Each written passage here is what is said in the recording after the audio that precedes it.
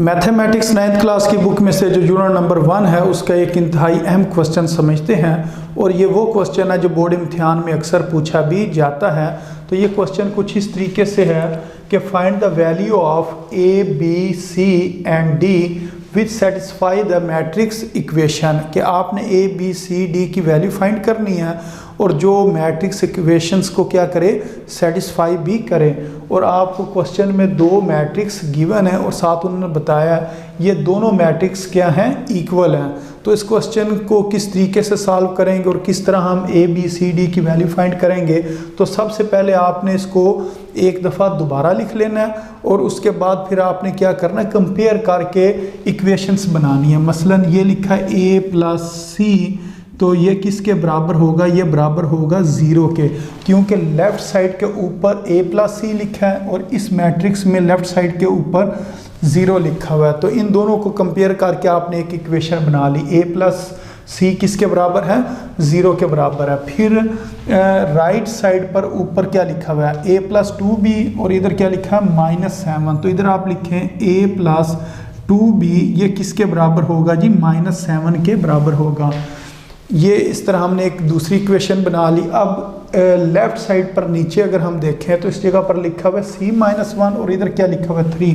तो एक इक्वेशन यहाँ से बना लेंगे, c-1 ये किसके बराबर है, 3 के बराबर है। इसी तरह राइट साइड पर नीचे अगर देखें तो लिखा है 4d-6 और इस जगह पर इस मैट्रिक्स में राइट साइड के नीचे क्या लिखा है 2d। तो इसका मतलब इन दोनों को कंपेयर करके एक इक्वेशन बनाएंगे और वो बनेंगे जी 4d-6 ये किसके बराबर है जी, 2d के बराबर है।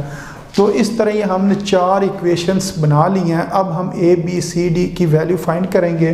तो सबसे पहले अगर हम इन इक्वेशंस में देखें तो c की वैल्यू बड़ी आसानी से निकल सकती है, क्योंकि इसमें दो वेरिएबल है a और c, इसमें a और b लिखा हुआ है, इसमें d और इधर भी d है, तो इधर सिर्फ c है। तो इन दोनों को यानी कि बड़े आसानी के साथ हल किया जा सकता है। c की वैल्यू भी बड़ी आसानी से निकाली जा सकती है और d की वैल्यू भी बड़ी आसानी के साथ निकाली जा सकती है। तो सबसे पहले हम c को सॉल्व करते हैं। तो c को सॉल्व करने के लिए हम क्या करेंगे, ये जो -1 है इसको इक्वेशन के दूसरी तरफ लेकर जाएंगे तो ये +1 हो जाएगा। तो इस तरह c का जो आंसर हमारे पास आएगा वो कितना निकल आएगा जी, 4 निकल आएगा। तो इस तरह हमने c की वैल्यू फाइंड कर ली। अब हम d की वैल्यू फाइंड करते हैं। d की वैल्यू फाइंड करने के लिए हम क्या करेंगे, ये जो लिखा है ना 2d, इसको इस साइड पर लेकर आएंगे इज इक्वल टू के दूसरी साइड पर, यानी कि हम इसको लेफ़्ट साइड पर लेकर आ रहे हैं। तो ये 2d इधर आकर क्या हो जाएगा, -2d हो जाएगा। और ये जो -6 है इसको जब हम इक्वेशन के दूसरी तरफ लेकर जाएंगे तो ये क्या हो जाएगा, +6 हो जाएगा। तो ये प्लस में चेंज हो गया। अब 4d में से 2d को माइनस करें तो हमारे पास पीछे आंसर कितना आएगा, 2d बचेगा, यानी कि 4 में से 2 निकालें तो 2 बचता है। इसके साथ d लिखा हुआ है, इधर भी d लिखा हुआ तो इधर भी d लिख देंगे। फिर ये जो 2 इधर मल्टीप्लाई हो रहा है इसने दूसरी तरफ जाकर डिवाइड हो जाना है। अब 2 1 ज़ा 2 और 2 3 ज़ा 6 होता है, इसकी कटिंग करेंगे और यहाँ से हमारे पास d का आंसर कितना निकल आएगा, 3 निकल आएगा। तो इस तरह हमने c और d की वैल्यू फाइंड कर ली है। अब हम ये इन वैल्यूज़ की मदद से a की वैल्यू और b की वैल्यू निकालते हैं।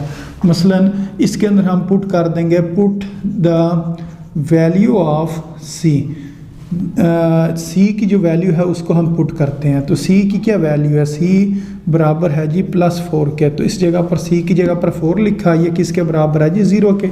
a की जगह पर a प्लस के नीचे प्लस और c की जगह पर 4 लिखा इज इक्वल टू 0, आगे ये वाला आ गया। अब यहाँ से हमने a की वैल्यू निकालनी है तो ये +4 दूसरी तरफ आकर -4 हो जाएगा। तो इस तरह ये a की वैल्यू हमने फाइंड कर लिया। अब हम इस a की वैल्यू की मदद से हम b की वैल्यू फाइंड कर सकते हैं। वो किस तरीके से, इधर हम लिखेंगे put the value of a, put the value of a, जो a है उसकी हम वैल्यू पुट करने लगे हैं। तो a की जगह पर हम क्या लिखेंगे, ये वाली a की वैल्यू -4 लिखा, आगे लिखा हुआ +2b और ये किसके बराबर है जी, -7 के बराबर है। तो ये 2b इधर लिखा रहने दिया और ये जो -4 है इसने दूसरी तरफ आकर +4 हो जाना। तो अब अगर साइन ओपोजिट हो, ये -7 है और वो +4 है, तो साइन ओपोजिट हो तो माइनस करते हैं बड़ी टर्म में से छोटी टर्म को।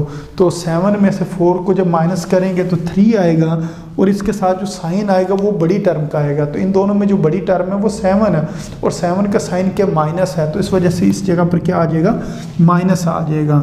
तो ये आ गया जी -3, और ये वाला जो 2 मल्टीप्लाई हो रहा है इस जगह पर आकर क्या हो जाएगा, डिवाइड हो जाएगा। तो इस तरह ये हमने b की भी वैल्यू फाइंड कर लिया। तो ये a की वैल्यू आई -4, b की वैल्यू -3/2, c की वैल्यू 4 और d की वैल्यू कितनी निकल आई, 3 निकल आई। तो इस तरीके से ये हमने a b c d की वैल्यू फाइंड किया। तो उम्मीद है आपको इस क्वेश्चन की भी समझ आ गई होगी कि इसको किस तरीके से सॉल्व करना था। तो अपनी दुआओं में याद रखें। अस्सलाम वालेकुम वरहमतुल्लाहि वबरकातुहू।